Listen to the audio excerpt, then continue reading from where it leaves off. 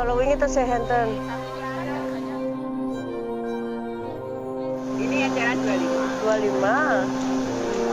Kalau yang bantal itu 24. Tapi Mana? bantal habis. Pulaan monggo, Bu. Itu nggih, Bu.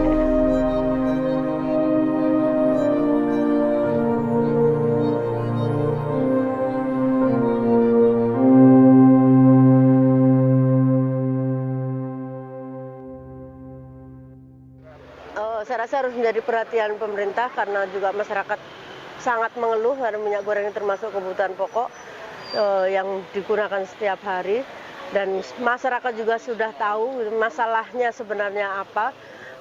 Kita tidak bisa menyelesaikan di kabupaten, di provinsi karena ini masalahnya ada di hulu. Saya harap pemerintah, kemudian teman-teman di DPR, Kementerian Perdagangan bisa segera menyelesaikan persoalan ini, tangkap mafianya, kembalikan hak-hak rakyat, minyak goreng ini bisa kembali ke harga normal. Apalagi ini kita mau lebaran ya, sebentar lagi puasa, lebaran kalau harganya semakin tinggi kasihan masyarakat.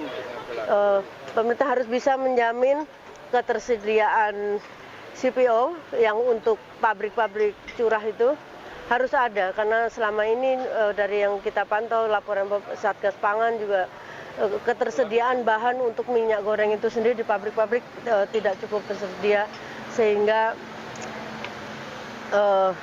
yang mau diproduksi untuk diperjualbelikan juga tidak ada gitu berkurangan bahannya. Mari kita selesaikan ini bersama karena ini haknya masyarakat, haknya rakyat kita. Jangan berlarut-larut, pemerintah harus tegas. Pak Jokowi, ayo segera doing something, jangan lama-lama.